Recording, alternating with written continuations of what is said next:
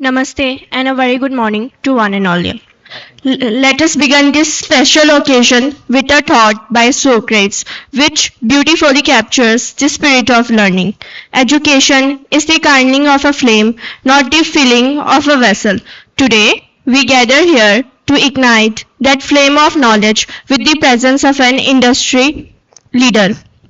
Indeed, with immense joy and warmth, I, student manager Pranav Surve, I, student manager Jessica Jaiswal, we welcome you all to this interactive session organized by Balaji Institute of International Business on the behalf of student fraternity, faculty members, and our management. We extend our heartfelt greetings to our respected guest, Mr. Pulkit Saboo, sir. to mark the beginning of this inspiring session, may I request our student manager Vasundhara Jadhav to come forward and facilitate our guest speaker, Mr. Pulkit Saboo sir, with a bouquet as a token of our respect and gratitude.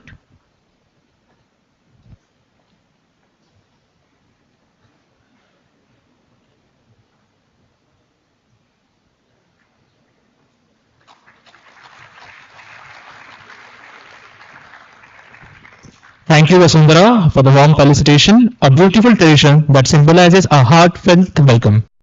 Now it's time to introduce our guest. I invite fellow student manager Vishal Kose to kindly introduce our distinguished guest, Mr. Pulkit Saboo sir. Thank you, Jessica. Good morning. I, student manager Vishal Kose, specializing in marketing from Balaji Institute of International Business, warmly welcomes Mr. Pulkit Saboo, sir. Sir is a seasoned marketing leader with over 14 years of experience spanning IT, alcobev, fashion retail, technology, and fintech sectors. His journey across B2C, e-commerce, and B2B domains has given him a nuanced understanding of diverse customer and user personas. A proud alumnus of Mudra Institute of Communication, Ahmedabad, Pulkit sir began his post-MBA career in sales before progressing into regional, national, and then into global marketing roles. At his core, he is a brand marketer who passionately believes in storytelling and content marketing, complemented by a strong knack of digital and data-driven growth. As he describes himself on LinkedIn, he is a storytelling alchemist turning data into brand magic. Currently, Pulkit sir heads brand marketing and communications for international markets and new initiatives at Tally Solutions, and has been speaking at various colleges and events sharing his experience and learnings. Let us put our hands together and invite sir to the podium.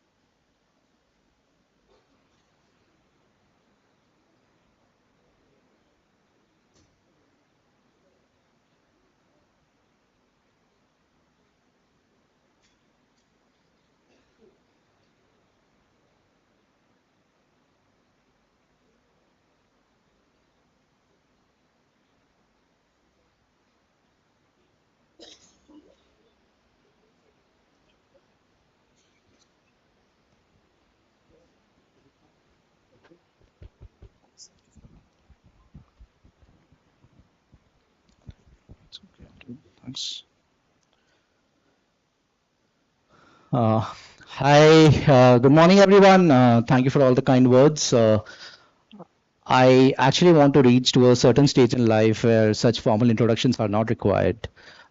Almost like how Shah Rukh Khan would say कि मतलब राज नाम तो सुना ही होगा. Sorry, I'm quite an ardent SRK fan, so I keep talking about him in between. Although the only commonalities we two have in ourselves is that we both get two dimples on our cheeks. But jokes aside, thank you for this very warm welcome. The faculties, the staff members, the wonderful students all out here in their formal clothes on a Saturday morning at 9. Gen Z, what's happening? Is Friday late night party scene out of the culture, or is it like you guys are hidden by the coffee rave culture? You are all up in 6 in the morning and doing EDM and then having a black coffee and then coming back to campus wearing all formals.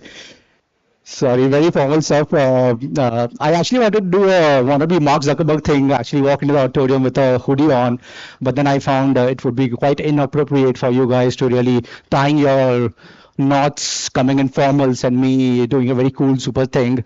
So the only thing I did was like I rolled up my sleeve. And then I think that that's the most formless thing I could do. And sorry if I just go a little over the line, but I just wanted to be a little casual, more fun, considering it's a Saturday morning, 9 a.m., wonderful audience. I guess a rough count, I was doing about 300 or a few folks who would have joined online.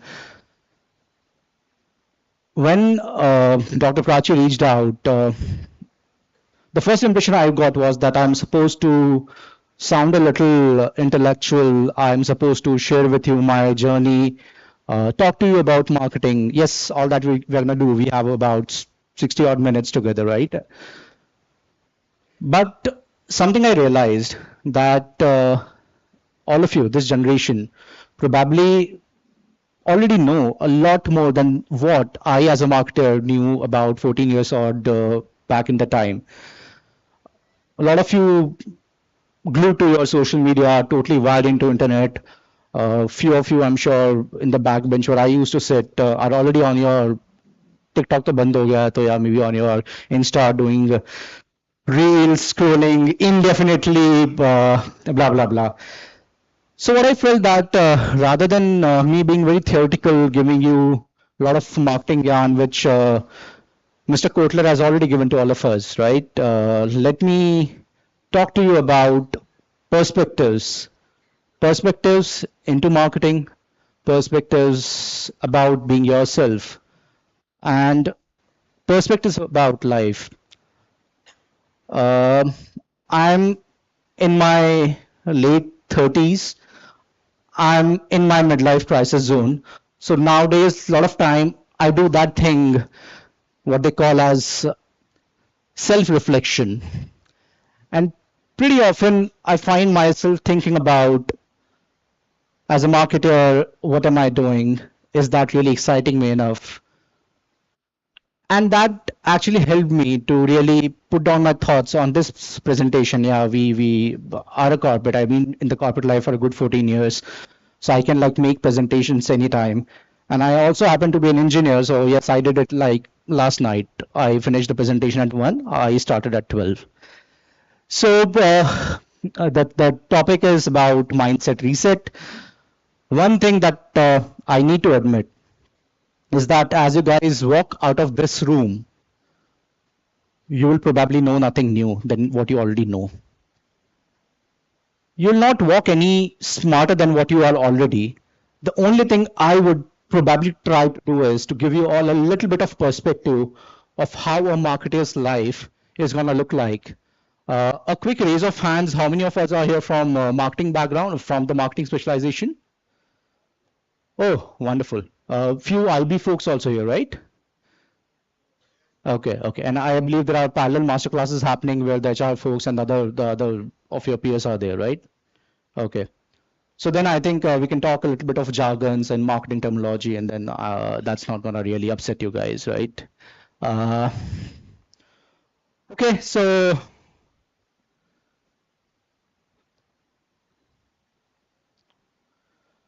let's begin some ज्ञान and थोड़ा ज़्यादा formal हो रहा है. Let's have a little bit of energy. Can we all rise up and stand?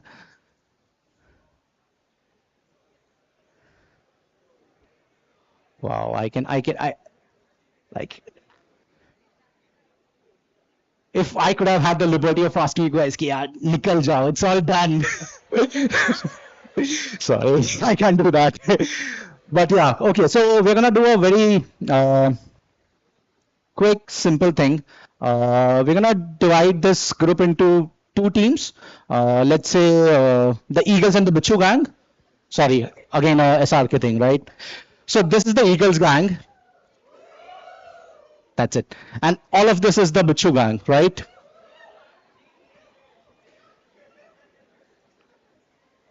Okay. So just to break the monotony and just to get some energy back into the room, we're going to do a very simple, quick thing, right? When this arm goes up, the eagle gun is going to say, who, right? And when this hand goes up, the Bichu gang is going to say, ha, right? And we are going to do it the way it should be done by a room full of young marketers, full in energy. Okay, so here we go. Louder.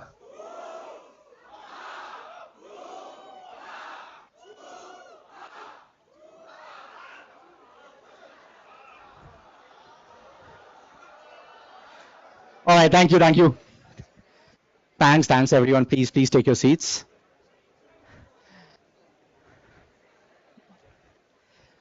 And yeah, I did hear that. Dude, I was there sitting there, right? 14 years back. So I know all that stuff. All right. So let's start. I'll try to keep it very light. And when you guys feel like it's getting a little too boring, just do a hoo-ha and then we can again get back to the full energy mode.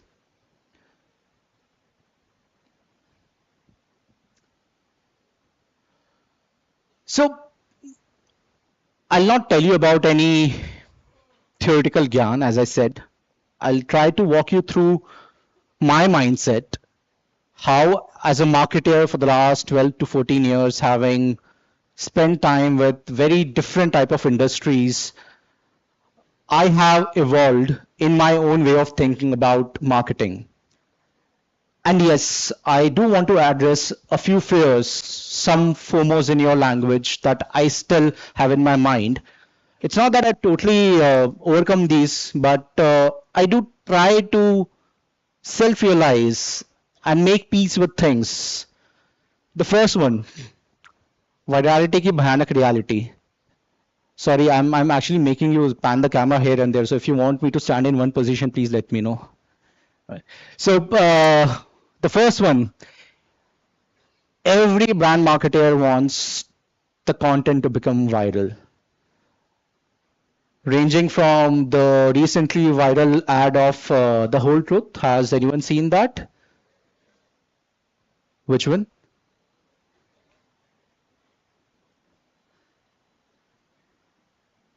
अरे ये तो आप मतलब एकदम corporate language में बात कर रहे हो मतलब इट वाज लाइक चोली के पीछे क्या है का recreated version has anyone seen that right so starting from the viral ad of a whole truth to let's say Yashraj Mukhate का रसोड़े में कौन था to some real cringe content like गंजी चुड़ैल to yeah, all of that, right? So like ranging from pure art to pure cringe, but you as a brand marketer wants your content to go viral, and that's a perennial 365 days, 24 hours pressure in the mind of a social media marketer कि मेरा content कैसे viral होगा.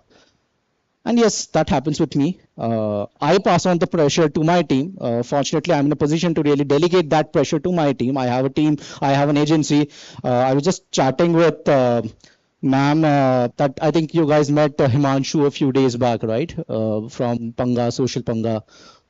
Oh, okay, the other batch, right? So they basically run our social media mandate, and he could really vouch for it that how much of a vague brief we as a brand marketer give them. कि कल कुछ हमें दिवाली के लिए बनाना है and you have to make it viral. I mean, that's the vaguest form of brief you can actually give to an agency or to a content creator.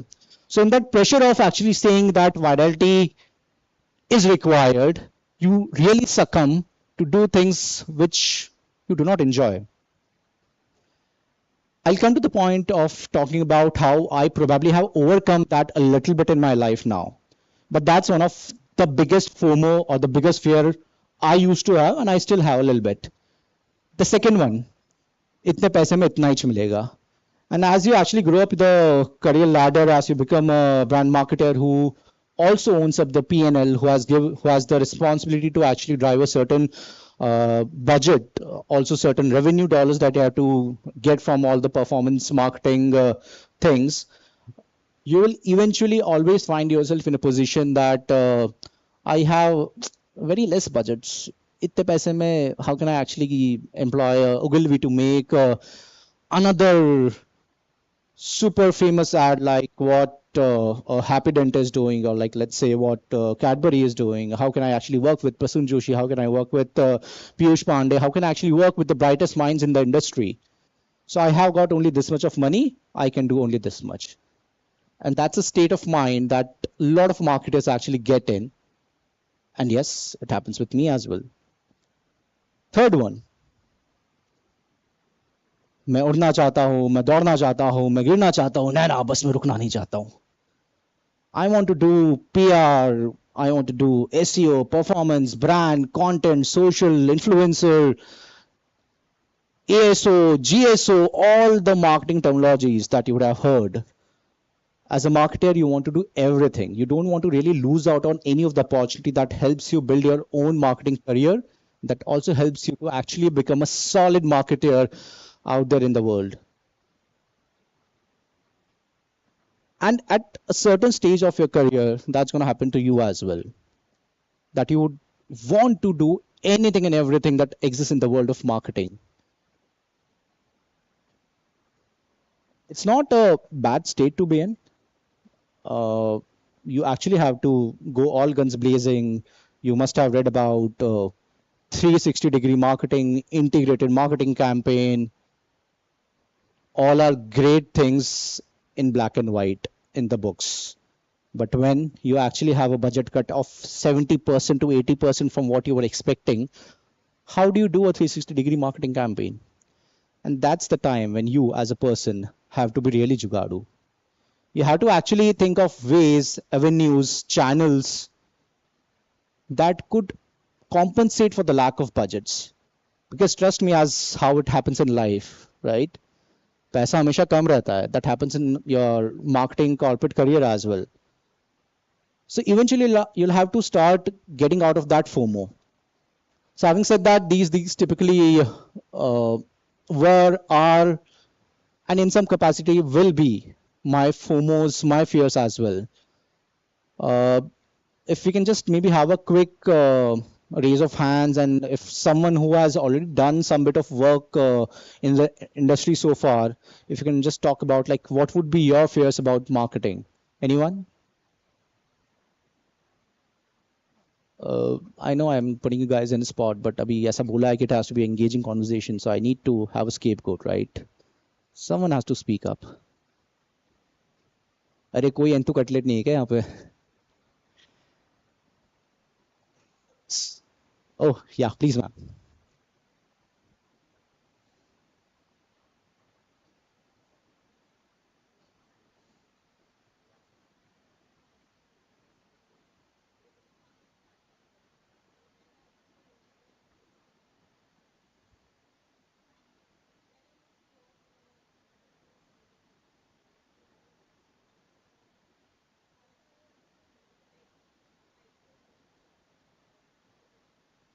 So what was your fear at that point of time?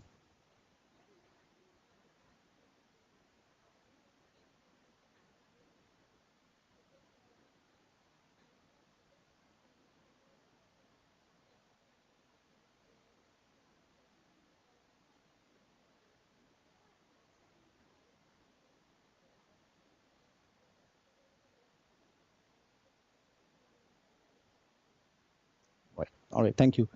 So I think it's quite a relatable example, and I'll kind of come to that part as well. That you actually kind of start your career into a certain style of marketing. You probably might be starting as a content marketer or maybe as a digital marketer, and then you may not really have the skill set or the experience of doing the other side of marketing. Like a lot of brand marketers typically are great at storytelling, but are not so good with numbers, and vice versa. A lot of digital marketers, a lot of performance marketers can really play around with tons and tons of data on their Excel sheets. But when it comes to the point of them writing the copy of the performance ad, they fail miserably. So I think creating that balance is going to be a gradual journey for all of you. But having the mindset to really think 360, not do 360, but think 360 is going to be extremely essential. And the reason I want to really delve on this slide is because that's something I probably missed out when I was around 14 years back in your position doing a marketing degree. That was the very first year Micah introduced a digital marketing course, and most of us wanted to become brand marketers. So as like it would happen, we all went to latch on to the brand management course. All of us thought that दुनिया change कर देंगे, दुनिया change नहीं भी कर पाते at least एक company का लोगो तो चेंज कर ही देंगे. That's the kind of perception you have for brand marketers, right? But now retrospectively I feel that I probably would have enjoyed taking a digital marketing course at that time, and that really could have helped me become a more holistic marketer. Because I was anyways good at storytelling, I probably could have learned a few bit of more other skills in the marketing realm, and that could have actually helped me traverse that journey of becoming a niche marketer to a full-blown, full funnel marketer, as you call it, in a relatively lesser span of time. So I think the point I really want to make here is that, and I believe that you guys probably would have already taken up your specialization, or you might be now joining the companies of your choice. So it's going to be very important for you to pick and select. I understand that there are always going to be competition, a handful of companies, and you want to make the most out of the placement scenario, which is fair enough. I think having the first job as a very solid foundation into your career is extremely important. But never lose the sight of what you really love and what you really want to become. So moving on from the fears existing in the minds of a marketer, let's go to what we're going to talk about in the next 45 odd minutes. So as I said that I don't have anything theoretical, or I don't have anything more to tell you than what you already know. I'm sure that the faculties, the curriculum, the learnings that you're getting from your peers, colleagues, friends, society, social media, WhatsApp University, that kind of really suffices for all the gyan that you need. So I'll just gonna stick to my own stories, why I believe networking is important, and ultimately I'll leave you guys with a couple of frameworks that I've developed with the so little experience I've had in marketing. A highly abused word, storytelling. Any of you has read this book called as Sapiens? Show of hands.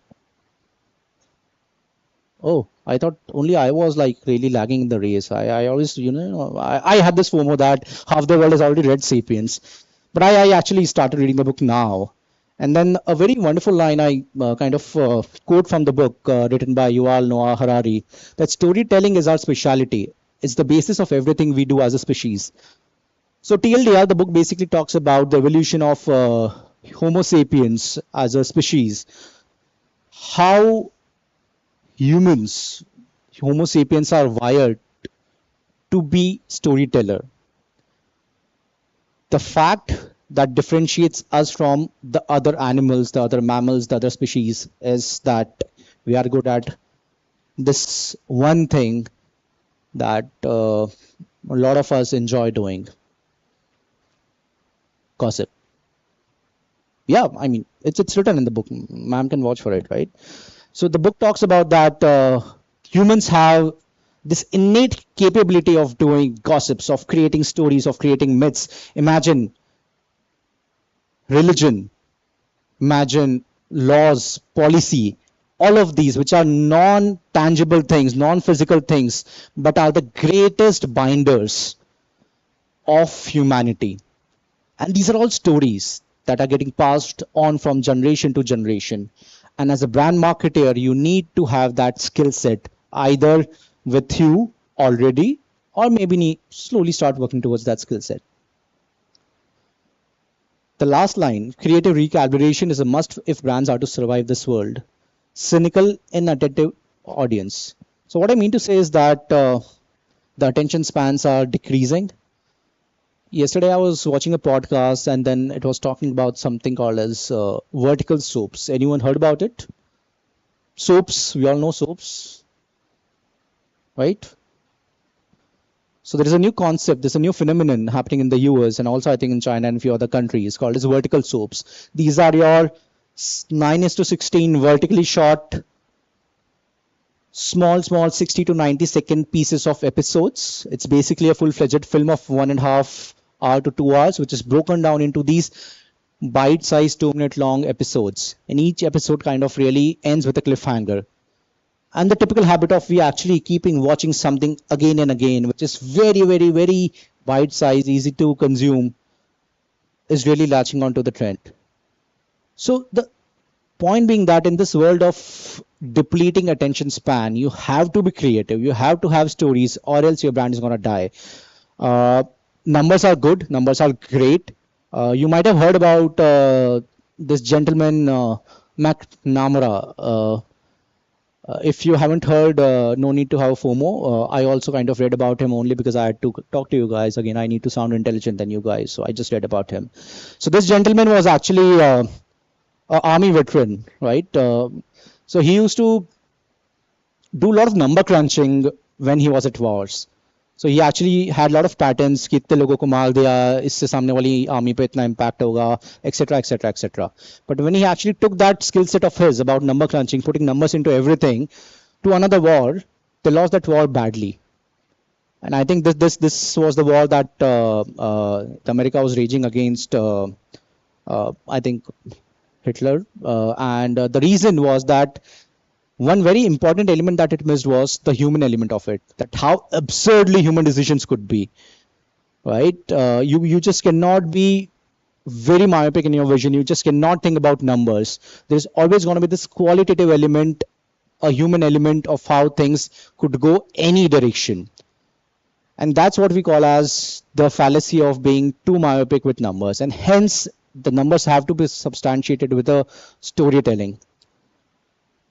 Moving on to the next part, and I would talk briefly about my own story, because I feel that the best stories out in the world are your own stories. You as an individual is a powerhouse of stories.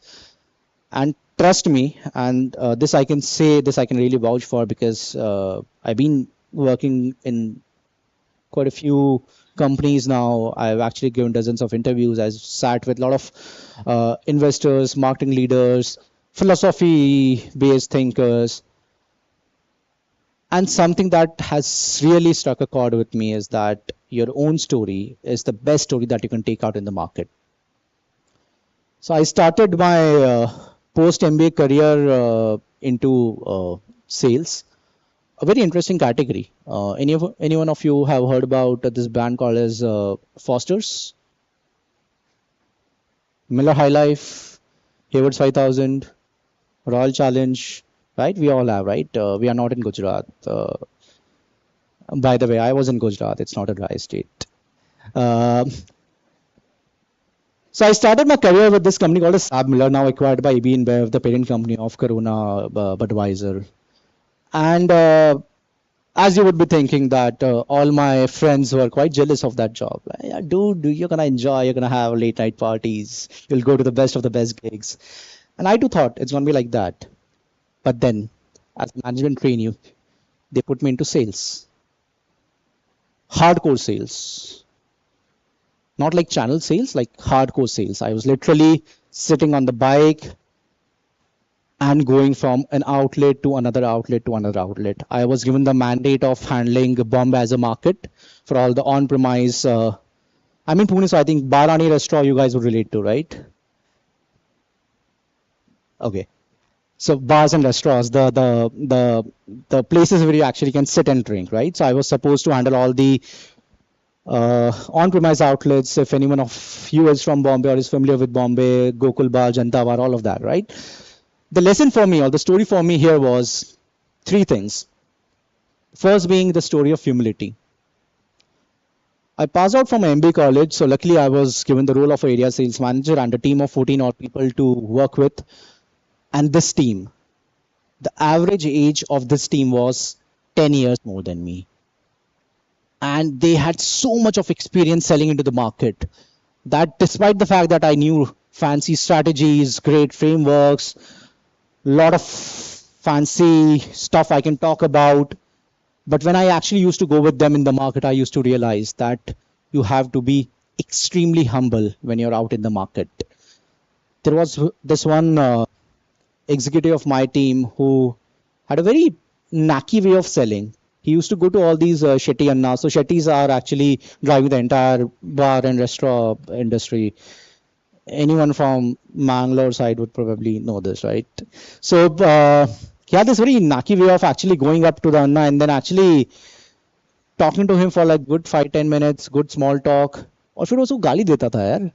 अरे beep beep beep चार PT तो उतार ले. I was like, यार कैसे कर रहे हो यार? This is not they taught us at MBA school. This is not you should be doing. You should actually, kind of be very formal. You should be very corporate. You should be polite. You should be very professional when you're selling.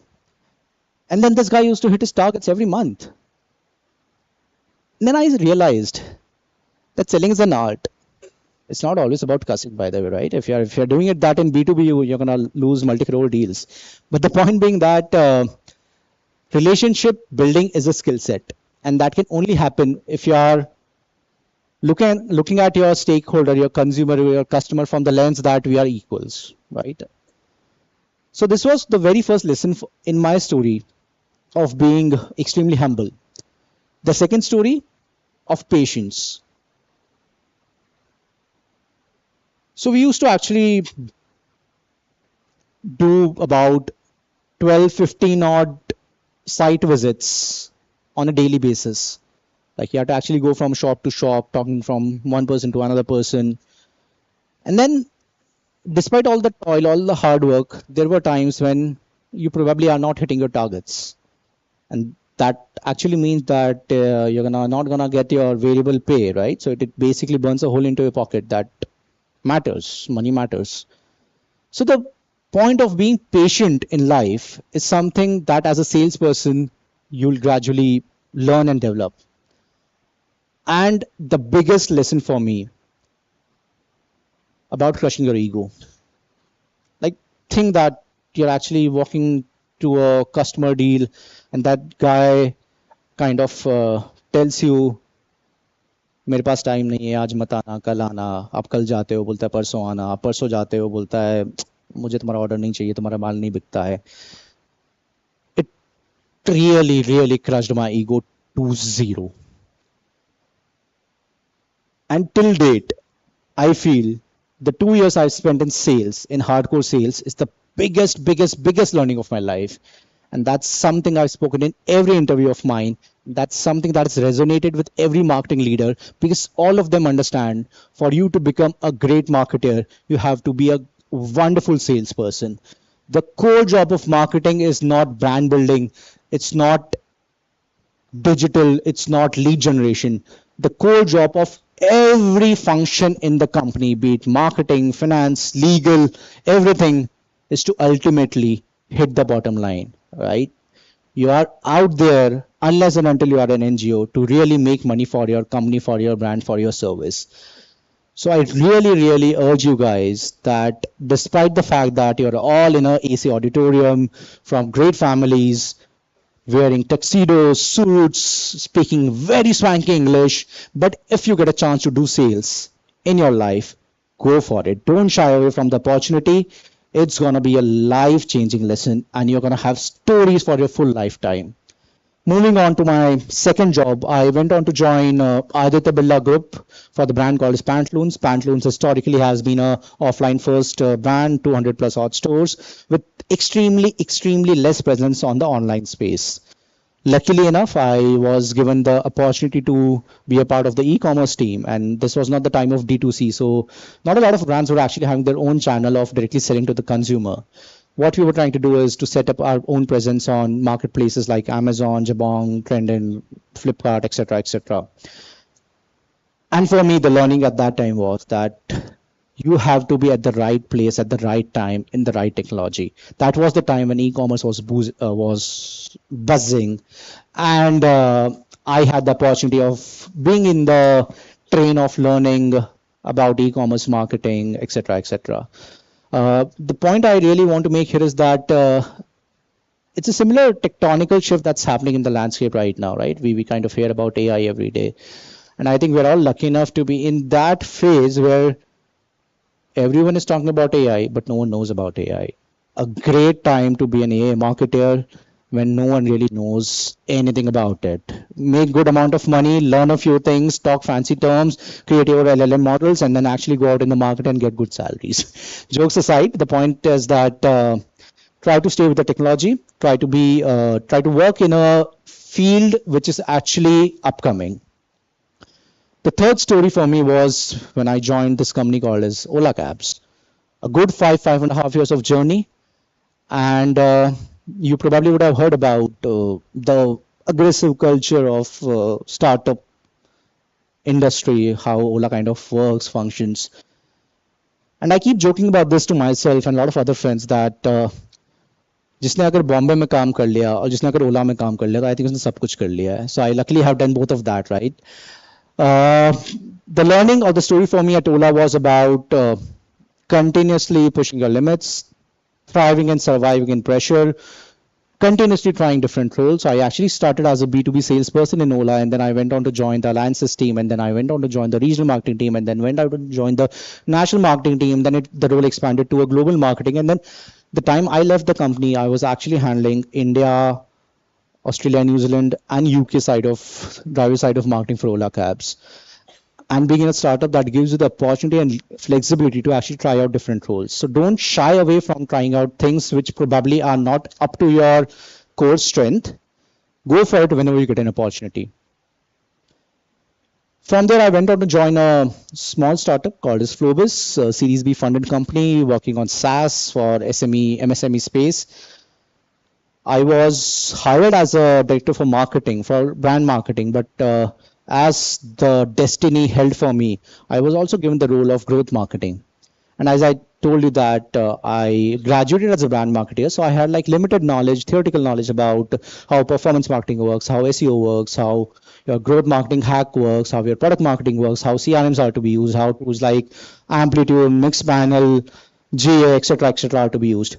But this opportunity gave me the chance to really upskill myself and learn all that probably was not my comfort area.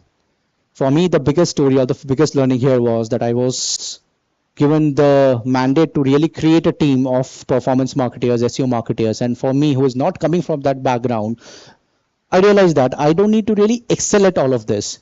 What as a leader I need to do is to hire the real set of people who probably are the champions of this particular field of marketing. And when you rise up the ladder of your career as a brand or as a marketing leader, you would be expected to create teams, form teams. You don't need to know everything. You need to be expert at a few things, but for everything else, you have to actually have a team that can do it. And last, my current company, I work with Tally Solutions. I head their brand marketing for all the international markets. A new company that we have formed into the lending space called as Tally Capital in India, and a couple of other new initiatives. The story and the learning for me has been about mutual respect and empathy. At certain stage of your life, where I think I find myself, that I actually want to pause a little bit. I want to work with a company which works at the same pace, which has like 5-year plans, and this gives me the opportunity. And you won't believe me, it's a 4-decade-old company, a legacy company. You'll find a lot of people probably the age of your papa or even Dadaji. But the kind of culture that the company has is of extremely high empathy and respect for everyone else in the organization. And for me, that's been a big learning and a great story to take away. So the TLDR is that don't worry where life is going to take you. Life has its own course. You can't really control a lot of things, but make sure that wherever you go, whatever you do, you start collecting those dots. These dots are basically the formation of your story, and then create amazing stories out of it. As a marketer, or rather as a, I would say, as a human being, you have to have that cunningness of really doing smart storytelling. Because when you are into an interview, you would be asked that what is the budget that you have handled, and then if you tell them, oh, no, 5 crore ka kiya tha, they'll say, oh, 5 crores is like we actually kind of do that only in like one IPL season. So you have to have that insane level of confidence of actually telling them that okay, nahi, मैंने तो 30 crore का किया था. You ask me what you want to ask, but that is only possible. I mean, you can't really faff your way out. You have to have done a few things, but you can of course extrapolate it and then kind of crack those interviews. Moving on to the second part, and I can't stress more about this, and I think this generation kind of already understands the value of networking a lot more than we probably did at that stage of career. Extremely important, a continuous process. You can't do it this way that इस पूरे week में I'm gonna send hundreds of requests on LinkedIn. I'm gonna meet people every time. It has to be a gradual thing. Three tenets that basically form networking for me. One is experience, reputation, and ambition. By experience, I mean that all the different domains you work in, they're gonna give some experiences to you. The second part, the reputation, the kind of work you do, kind of rapport you build with people, that's going to make an integral part of your upcoming network, and ultimately your own ambition. What do you want to become? What you are not right now and what you want to become, and even beyond that, what you cannot think about yourself, and then what you could have become. All those ambitions, these three tenets are going to really define what your network is going to be.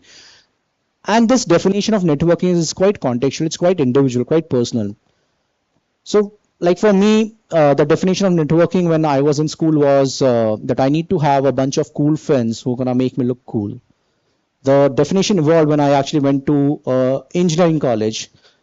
Then it was like you should actually have that type of network कि कभी police ने पकड़ लिया तो आप phone करोगे तो कोई आपको छुड़ाने आ जाएगा. The definition kind of evolved as I graduated, started working before marriage.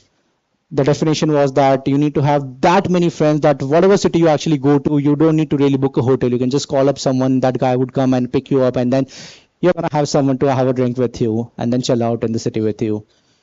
The definition of networking has kind of really evolved over the time. For me now, it is about having mentors, having people I can talk to.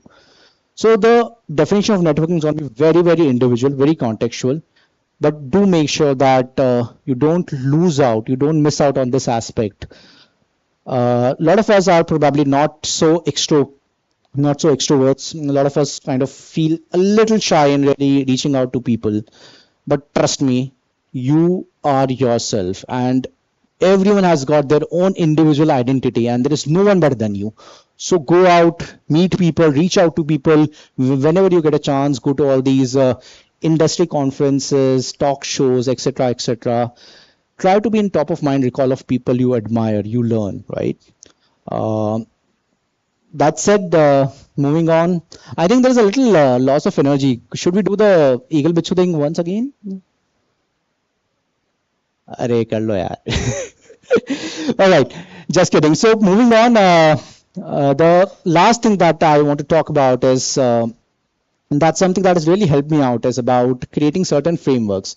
And frameworks are nothing but these are basically certain structured approaches that help simplify very complex decisions in easy and actionable steps. Think about this brand Dove, right? They have something called as a brand purpose. Anyone understands this terminology, brand purpose? It's quite a theoretical concept. Any volunteers? Yes, please.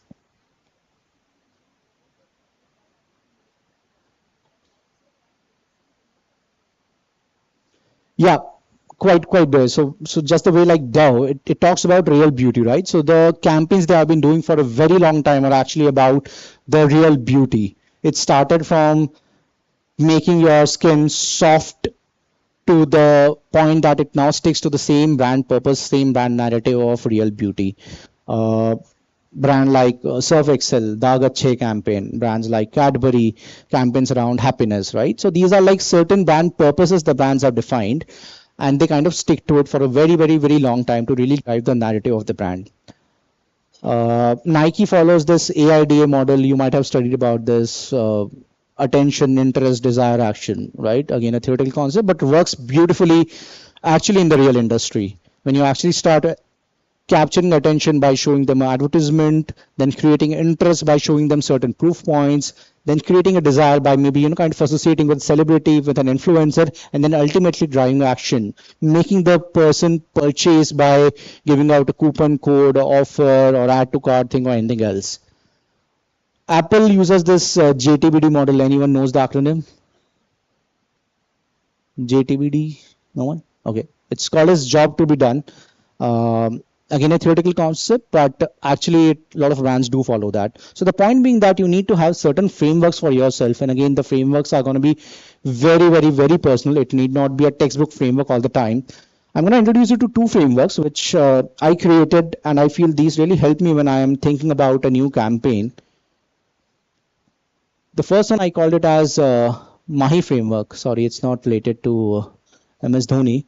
It stands for Mind, Analytics, Heart and Insight. First point, mind. Always start with the need. Identify the need. Don't invent the need. I'll give an example. We had this lovely beer brand called as Foster's. One day the brand managers of Foster's thought that we should do something cool, crazy, what probably no other beer brand has done. And then they actually went on to shorten the size of the bottle. They made it a little flat at the bottom. And then they painted it that design that, hey, this is our unique bottle. No other company has got bottle like this. Theoretically sounds great. That's how you really differentiate your product. That's how you really stand out in front of your competition. You have done something which you can categorize as innovation. A lot of R&D happened. A lot of things happened. We came out with a stout bottle, broader base, looked great. But when it actually went to the market, what happened? So if you have been to all these wine shops, they keep beer bottles in chillers. One is those vertical chillers like refrigerators, and then there are these flat chillers, right, where they lay down and stack all the bottles side by side. So when they started laying those bottles side by side, normally a chiller accommodates 10 bottles in a row. Because of the broader base, only 9 bottles of Foster's were fitting into that chiller. And as a business person, this shop owner was, no, I don't want to keep it because it's actually underutilizing my capacity of the chiller. And then think about it, that there was really no need of it. We invented the need of actually doing something which probably was not required at that point of time, and we lost the market share. We had to again go back and redesign the bottle and then again introduce the same bottle. So the point being that whenever you're thinking about a marketing campaign, think about the real need of doing it. Don't just do it for the heck of doing it. Second point is that you always have to think about certain business goal or strategy. I mean, you can't be doing a marketing campaign only for the reason that you have got certain marketing dollars and then you really need to do it. There has to be a business and there has to be a brand objective always and always linked to the kind of campaign you are thinking to do. So that's the first lens that you need to put whenever you're thinking about a marketing campaign. The second, and I think a lot of you probably would be already understanding the importance of analytics, right? Tools like your Google Analytics, your Ads Manager, your Social Analytics, your tools like Clarity, tools like your CleverTap, various other CRM tools. All of them are extremely important. You have to have analytics in place. Is analytics it's a part of the curriculum, right? So I'm sure you are all familiar with this. pivot, but only after measuring and analyzing. Never shy away from really accepting that this is not working for us, and then pivot at the right time when it's needed. Last point, as a brand marketer, you have to have a few metrics handy, like your share of voice, like your brand health, like your CTRs, average view duration, cost per lead, brand search queries, traffic, top of mind awareness, spontaneous awareness, etc., etc. You would have all read about it, but these are not just fancy terms. These are actually practically used terms in the market. So when you actually run a campaign, a lot of time you can't really attribute the success of the campaign in near term, right? Because typically your brand building exercise takes a longer time to really show the effect of it. So then such metrics actually help you to tell your management that, hey, we are doing something in the right direction. Third point, believe in what your gut is saying. Listen to your heart. Take a risk. Most of the viral campaigns are actually an outcome of just a feeling. So if you have the leverage to really try out things, go for it. Don't worry too much. Create content and experiences that actually stir emotion. Any of the very emotional ads that you guys could recall? Anyone? Those who are in the back bench, let me put you in a spot. Sorry, which one? Yeah. Okay. But why do you think it's an emotional campaign?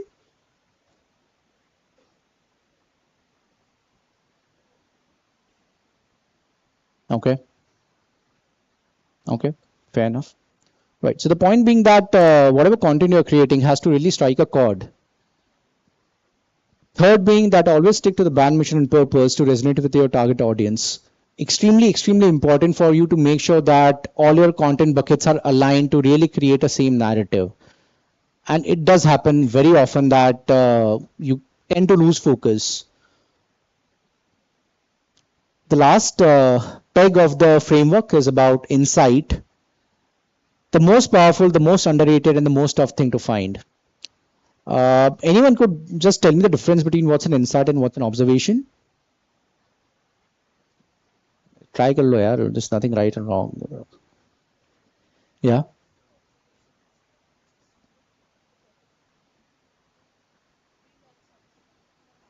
Yeah. Yeah, pretty much. So I think the very right way to put it is that insight is something which is quite actionable in its own form, but observations are basically certain facts that you have gathered from multiple sources. And in this age of having loads and loads of data, you will have lots and lots of observation, but you have to really mine that insight, and that could happen not just on Excel or not just on any AI tool. You have to speak to the customer. You have to be out there in the market to really unearth that insight, right? For example, for again this Foster's beer example, right? It was all basis certain observations that all the beer brands are actually having a unique shape of bottle. How can I differentiate? But we missed out on the insight that how this could have really played out in the market. The second point is that the insight should be commonsensical. It should be something which is understood and common for most of the people. It has to have a relevance for majority of your audience. Otherwise, it is not a powerful insight. And the last, that you will always be loaded with lots and lots of data, lots and lots of observations. So how do you actually mine those insights? That's going to be the skill set. So try to put all these 4 pegs whenever you think about a marketing campaign. Put your mind, analytics, heart, and insight all together in one place, and then go and think about a campaign. The last slide,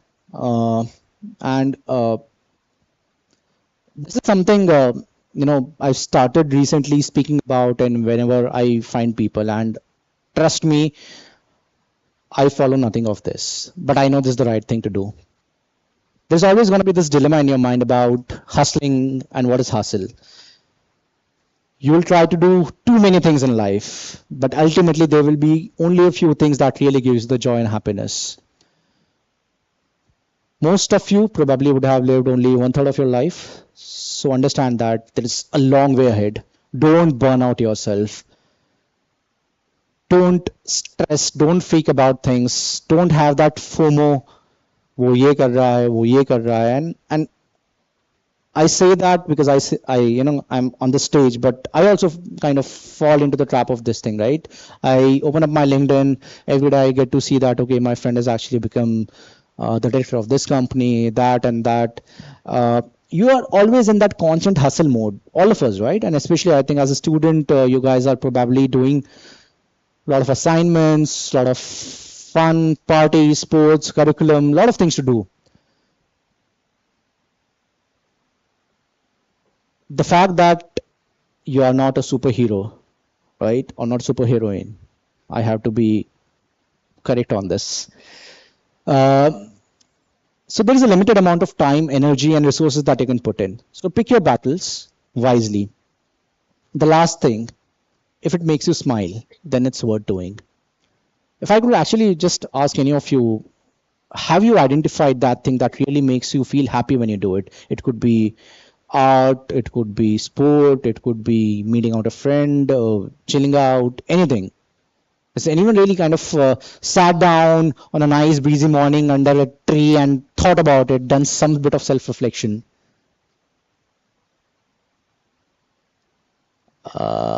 Anyone really who's okay to be a little vulnerable and really talk about it?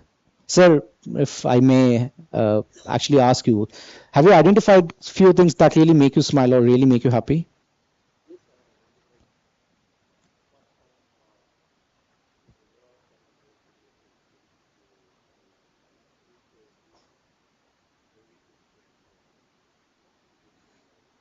Right.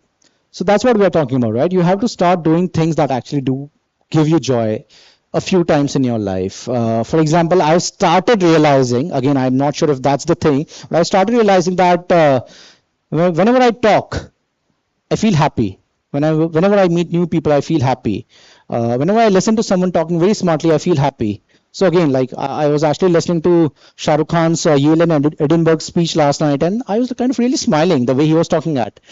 So I kind of really realized that okay, there are a few things that really make me happy, and I now kind of try to devote my energies to all those things. So the point being that you have to slowly start building that framework of hustle versus hustle. You have to do things that really mean a lot in your life, because chasing everything in life may leave you with nothing. And that's all I have to talk about. That's probably the best information or life experiences I could share. That's the most intellectual I could sound, but I am more than happy to really open this up for ask me anything. I probably wouldn't be able to answer all of it, but yeah, I'll give it a try. Thank you.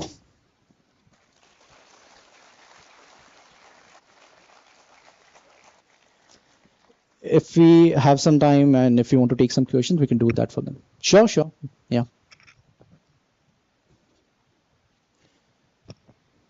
Yeah, please, ma'am.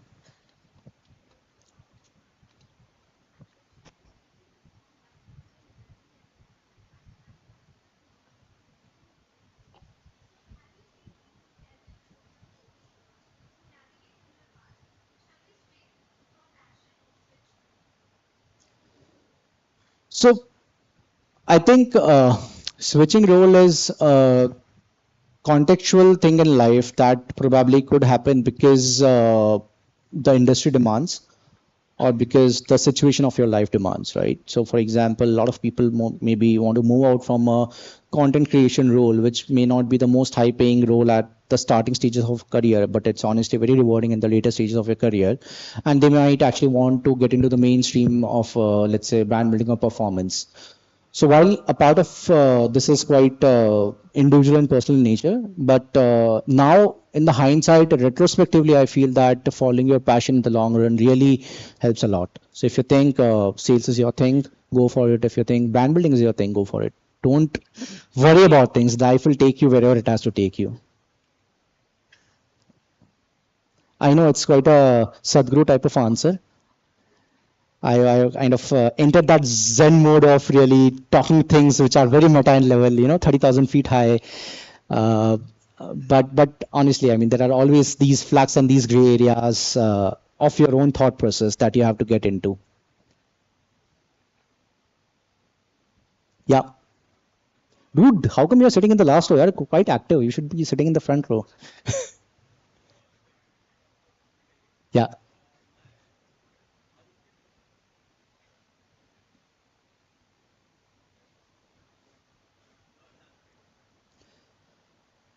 Uh, from me, I'll try to answer that from my own perspective.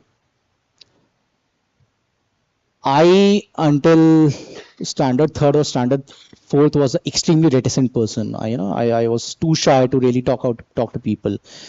And then I made a couple of friends who were quite famous in the school, and that gave me a opportunity to really go out and meet more people. So for me, the way I probably feel I'm able to think stories, talk stories, is because I actually talk to a lot of people.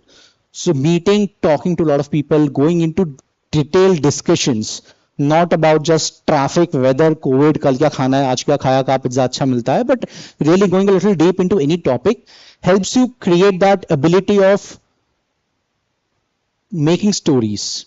That's one part. Second is reading is actually a great ingredient of being a great storyteller, right? So the more information, the more meaningful content you consume, subliminally helps you to think wiser, think deeper, and think faster. And that's basically an output that comes out in form of a story.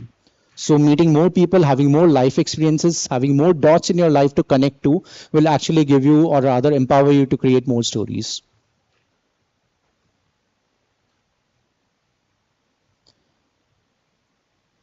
Yeah. Yeah.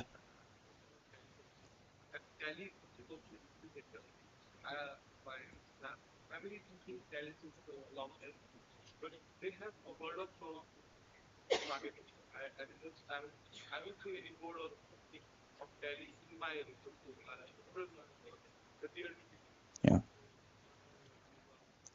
Yeah. First of all, I'm gonna speak to my team about it कि हम लोग rural Maharashtra में क्यों branding नहीं कर रहे. But to answer to that, so look, the audience we cater to are small business owners. So these are not like corporations who have got like various units of a CFO, CXO, strategy head, procurement head. Most likely, the business owner is gonna be the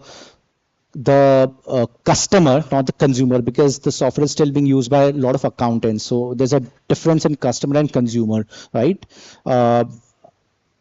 Here in this case, I would say that we are not just a B2B, we are more of a B2B, B2BC kind of company who ultimately sells to the people who are the decision makers directly.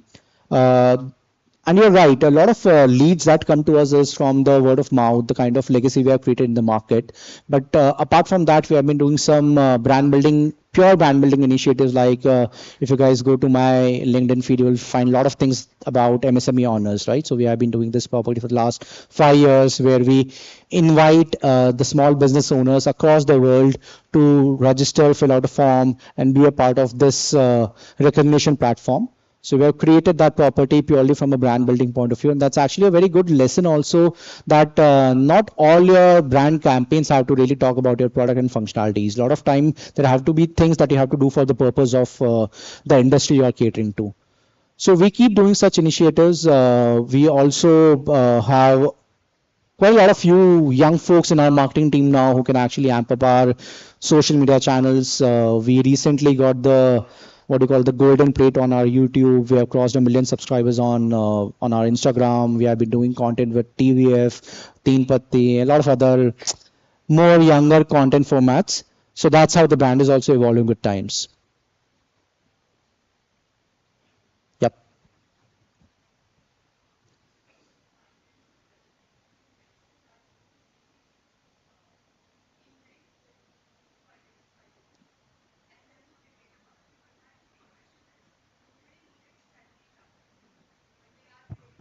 Yeah. Somewhere that you don't really need to invent need, but we do sometimes invent need. So is it like every time जब भी हम कोई need invent कर रहे, do we need to have a second thought, will it work or not? Or is it fine to go ahead and invent something that was never into the market? Yeah. I mean, good example, and not just Stanley. Like, who in the world needed a Labubu toy, right? Uh, but I'll like to go a little step back into thinking that what exactly that utility is. It's ultimately a container which is 10,000 rupees, fashion, social quotient, cool thing to really have, which keeps your drink cool, right? ये तो हम मटके में भी कर लेते थे पानी भर के. So just go back to the core thought of it, that the particular utility was existing. It's not that you have invented it, right? It's just that it happened because out there in the market, some viral campaign happened, some car caught fire, there was a Stanley tumbler in the car, and nothing happened to the tumbler, and then the CEO of the company actually gifted a whole new car to that person, and that campaign became viral, right? So I think a lot of times things like that happen when you probably uh, come out as a brand which is loved by everyone. Again, it is, if you go back and think about it, there was no real need to have that type of thing. It existed in the market, and coincidentally, as the destiny held, it became viral. Yeah. Yeah. Good morning, sir. Sir, suppose I am a rookie and I don't know nothing about marketing. Is there any roadmap to reach to audiences like influencers do? Because if I don't know SEO, I don't know monetization, I know nothing. So where can I start to brand or position my content and a product if I want to? Two parts to that answer. One is the technical skill set about things like SEO, performance marketing, which requires you to actually study and do things. So topics like these actually require you to maybe take a few courses, do some bit of curriculum, and actually do a lot of bit of practical things. But if you talk about something like a brand or a storytelling or a content creation, I think the best platform or the best way to do is your own personal brand building, right? Which does not cost a dime. It just needs you to be a little more consistent about, let's say, doing more frequent LinkedIn posting, tweeting more, creating more Instagram reels.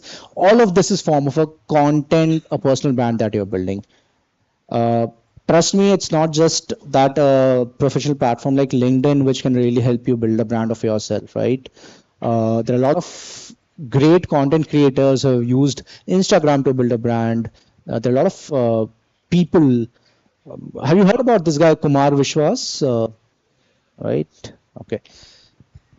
So when he actually started, when he became rage, none of these social media platforms were quite the thing, right? But उसने जो कविताएं लिखी, right? It just came out in the market from one person to another person. People used to forward that, and then it just became viral. So the point being that the best way out is for you to become a storyteller is actually to create your own personal brand.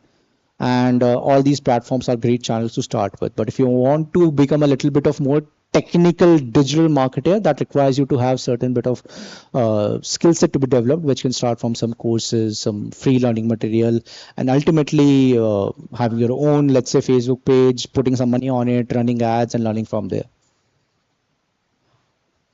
I know this is nothing beyond that what you already would be knowing as an answer, but that's how it is. Hello, sir. Yeah. So my name is Avinav Dikshit. I am from Balaji Institute of International Business. What I would like to ask is, as you said, you are trying to promote Tally solutions, and one of your customers would be regional, rural customers. So my question is, would you like to promote it Tally as an wholesome, holistic brand, or use guerrilla marketing to reach masses at the same time? First of all, the concept of guerrilla marketing, we're all familiar with that term, right? Right. So it's quite a opportunist marketing. I mean, it couldn't be a strategy in your marketing playbook. I mean, you can't think of doing a guerrilla campaign consistently over the next 4 quarters. So I don't think a consistent brand strategy could have guerrilla marketing as a element in the playbook. Second point about how do we probably kind of market to the masses, or how do we actually go down to the tier 3 tier 4 towns, right? That was the question, correct? So I think one way of doing it is of course about the visibility. But if you talk about India, I think in India the reports we get from companies like EC Nielsen and Kantar who give you brand tracks, we are at about 98% of top of mind awareness. So awareness is not the issue. Consideration is the next step, is the next stage in that funnel of awareness, consideration, then ultimately interest, and then purchase.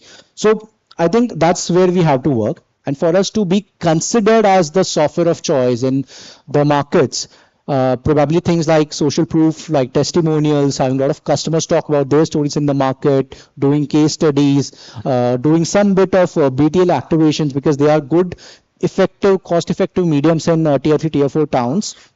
And it's operationally doable as well, right? So if you talk about a city like, let's say, Pune or Bombay, BTL activations are quite tough to execute because there are a lot of permissions you have to take, there are a lot of geographical, hyper-local constraints that you face with.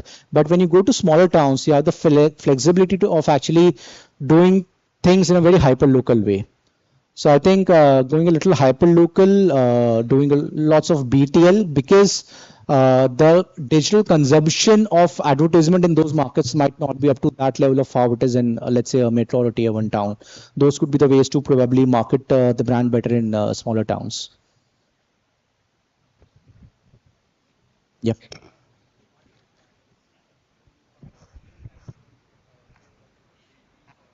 Yeah.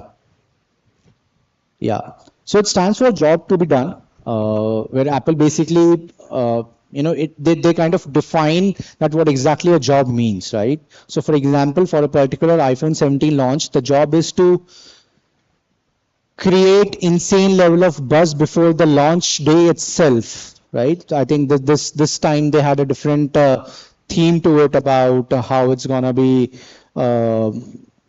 A thin model and a lot of other things, right?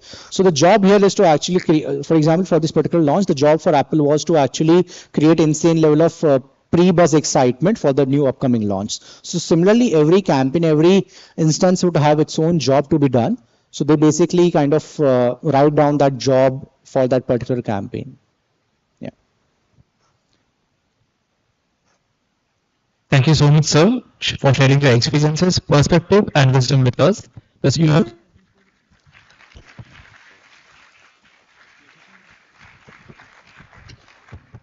Your session has been truly thought-provoking and inspiring for every student here. To express our heartfelt gratitude, may I now request our student manager, Nikhil Verma, to present a memento to Mr. Pulkit Saboo sir as a token of appreciation.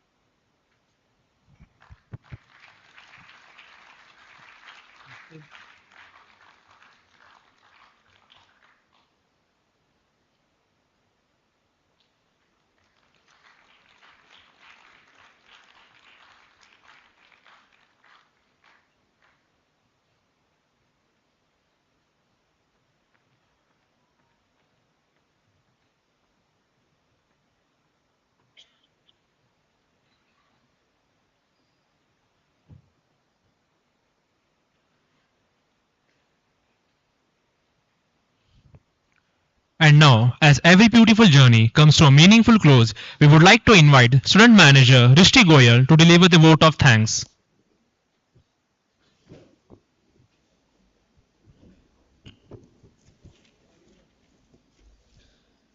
Thank you, Pranav. Good morning, everyone. I, student manager Rishti Goyal, specializing in marketing from Balaji Institute of International Business, would like to extend a heartfelt gratitude, vote of thanks on behalf of BIIB Sri Balaji University, Pune, First and foremost, I would like to express our deepest gratitude to our guest speaker, Mr. Pulkit Saboo sir, for taking out time of his busy schedule to be with us today. I would like to thank you for your wonderful insights and a great Bollywood energy.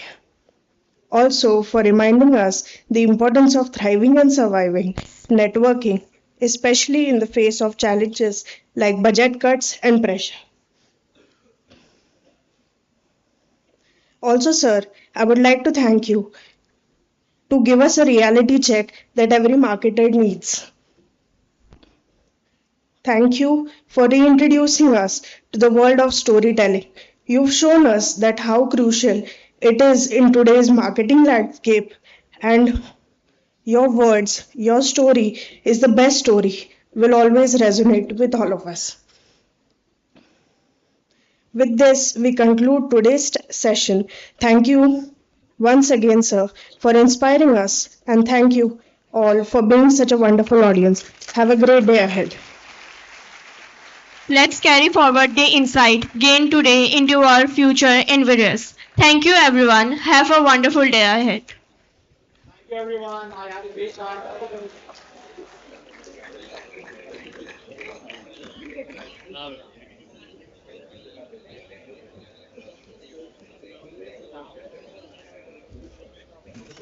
All right. So